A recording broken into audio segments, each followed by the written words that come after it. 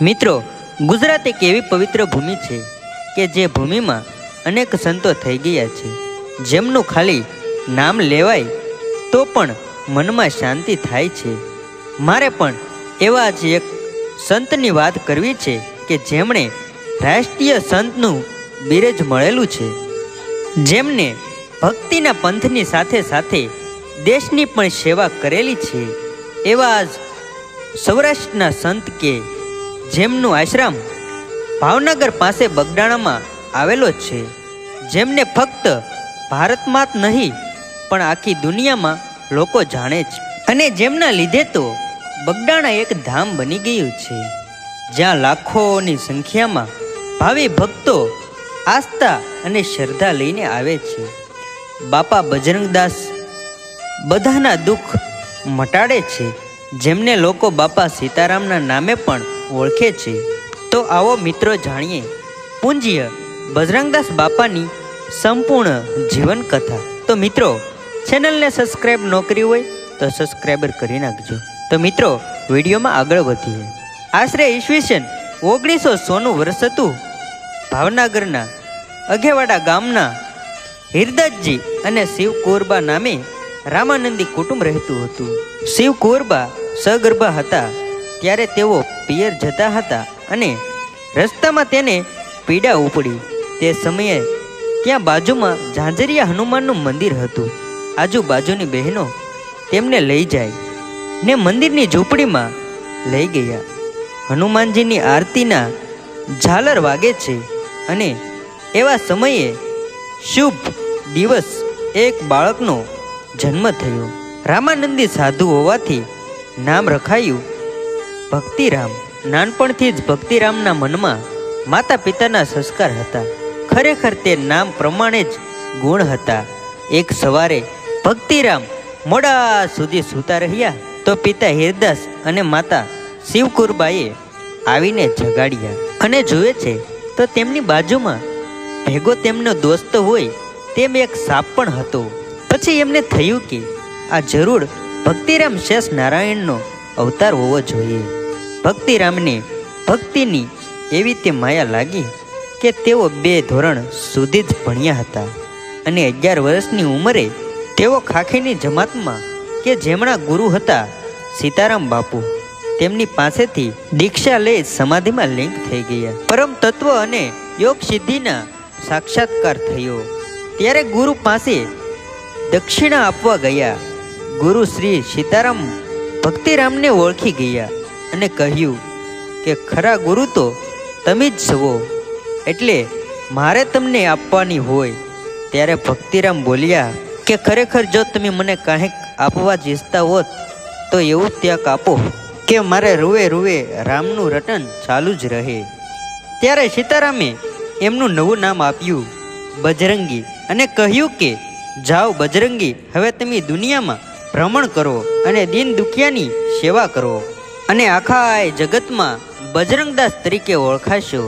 ભક્તિરામ આખા જગતમાં બાપા બજરંગદાસ અને બાપા સીતારામના નામથી ઓળખવા લાગ્યા.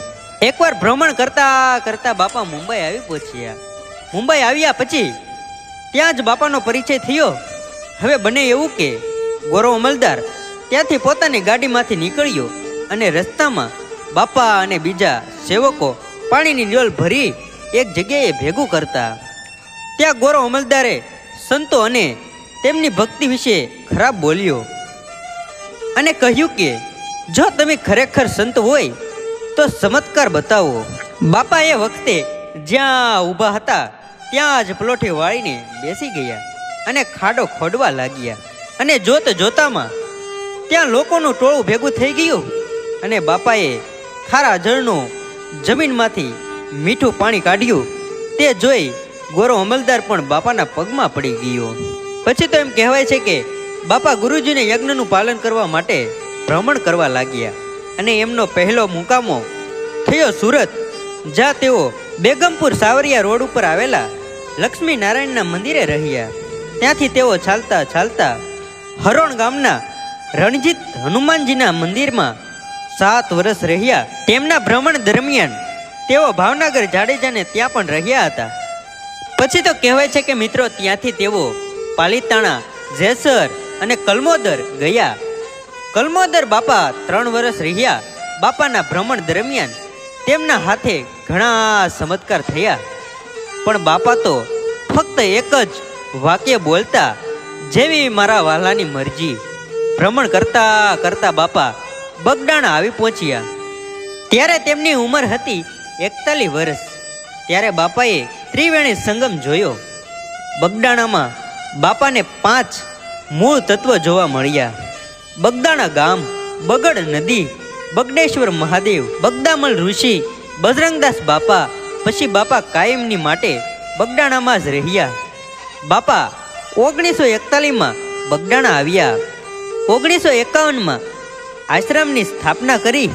1959માં અન્નછત્ર ચાલુ કરાયું અને 1960માં ભૂદાન હવન કર્યું. 1962માં આશ્રમની હરાજી કરીને ભારત અને ચીનના યુદ્ધ વખતે લશ્કરને મદદ કરી.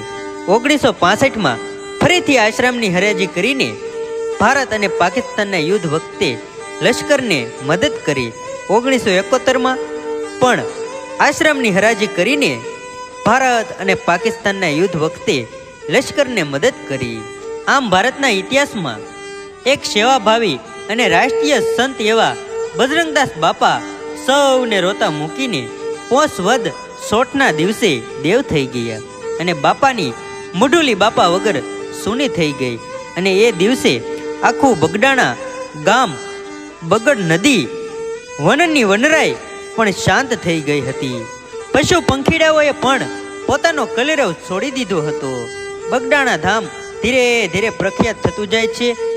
ભક્તો માનતા લઈને જાય છે અને ખરેખર બાપા પણ ભક્તોની માનતા પૂરી કરે છે. તો મિત્રો, તમે પણ બગડાણા આવીને બાપાના દર્શનનો અમૂલ્ય લાવો લેવા જરૂરથી પધારો. મિત્રો, બગદાણા ધામ ખાતે દર વર્ષે 2 ઉત્સવો ઉજવાય છે, જેમાં એક બજરંગદાસ બાપાની પૂર્ણતિથિ જે પોષ વદ 16ના દિવસે અને બીજો ઉત્સવ અષાઢ સુદ પૂનમ એટલે કે ગુરુ પૂર્ણિમાનો દિવસે ધામધૂમથી ઉજવવામાં આવે છે. તો મિત્રો, આ હતો બજરંગદાસ બાપાનો ઇતિહાસ. તો મિત્રો, તમને આ ઇતિહાસ કેવો લાગ્યો મને કોમેન્ટમાં જણાવજો. અને મિત્રો, આ વિડીયો સોશિયલ મીડિયાના માધ્યમથી બનાવેલો છે.